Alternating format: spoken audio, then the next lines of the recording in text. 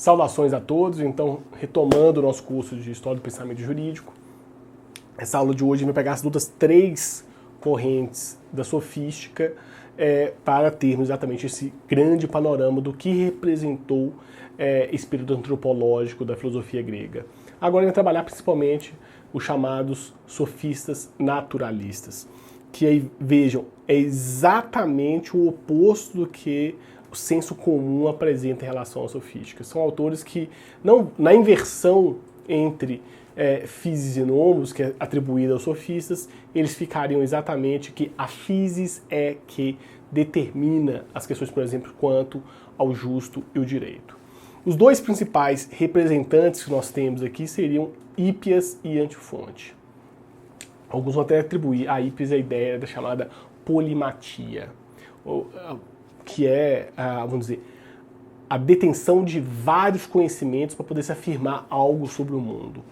E no Hípias há um certo naturalismo, ou que a gente poderia ler assim, um certo elogio da physis em detrimento da nomos.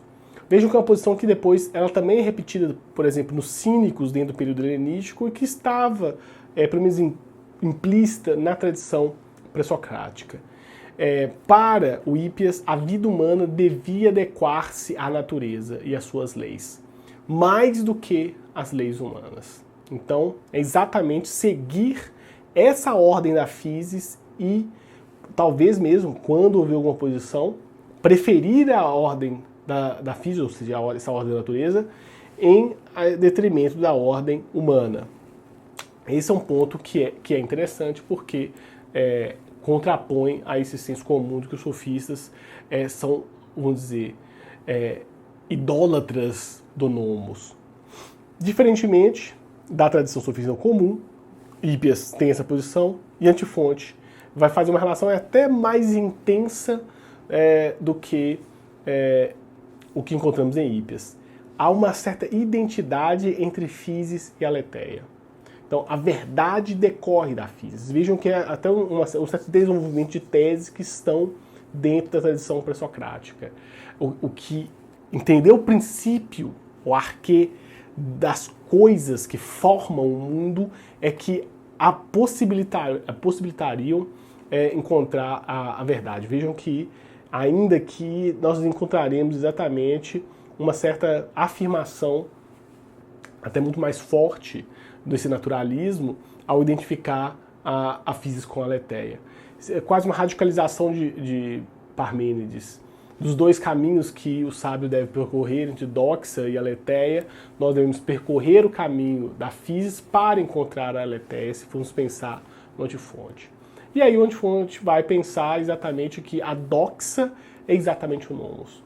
Vejam que essa tradição que talvez, vamos dizer, uma tradição sofística que ecoa o que a tradição platônica vai nos legar.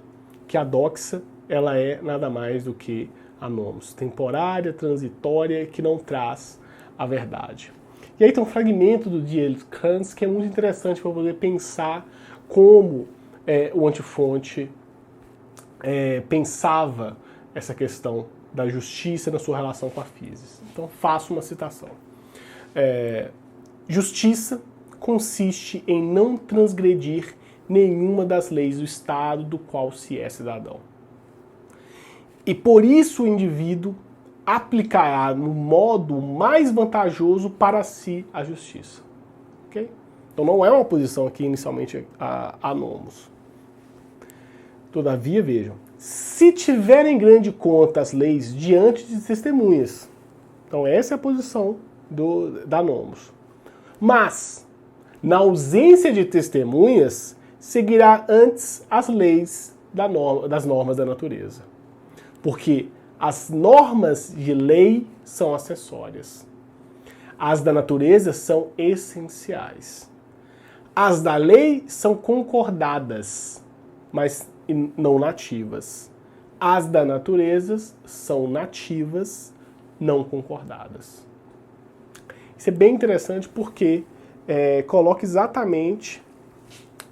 E vejam que essa tensão de direito natural e direito positivo ela permanece na história do pensamento jurídico, mas ela coloca uma certa...